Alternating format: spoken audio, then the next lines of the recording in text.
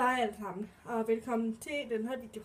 Jeg tænkte mig at lave en udstillingsvideo, og så oveni, så kommer der lidt vlog. Altså sådan en udstillingsvideo bliver for sig selv, og vlog bliver for sig. Nå, lad os se at komme i gang. Lad os gå i gang med udstillet. Her har vi Bjørkis. Nå, Bjørkis ene.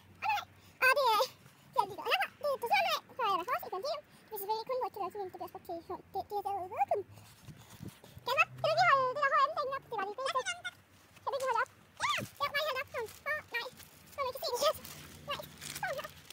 Og så var den anden. Ja, her har vi beige HM-dæk. Det er hendes normale dæk. Da den var lige sådan den derovre. Og så tager den nok lille af. Tag den lidt af. Det her, det er beige halsdæk, som hun har på, så hun ikke bliver våd. Nu ser hun selv, hvilken ting du tager. Og så tager vi... Ja. Så har vi sådan en målsang her. Næste ting. Så har vi et af beige underlag.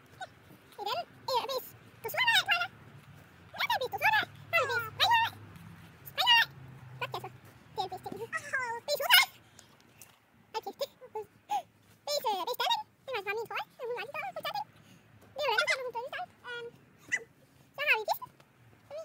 Så har vi de daglige striber. Kan du ikke vise den? Tag den ene op i gangen.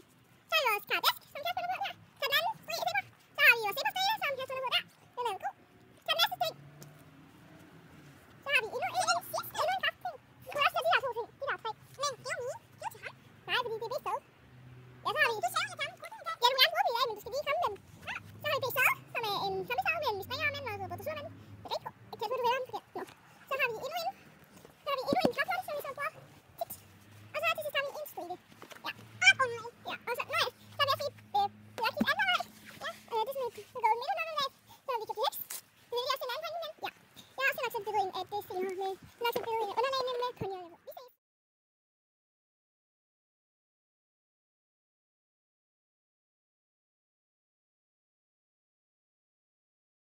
Hej alle sammen, jeg vil gerne lige sige tak fordi I ser med, og jeg håber at det her det var en nyttig video af hvad mig, B, Kasper og Lucky har i vores skab.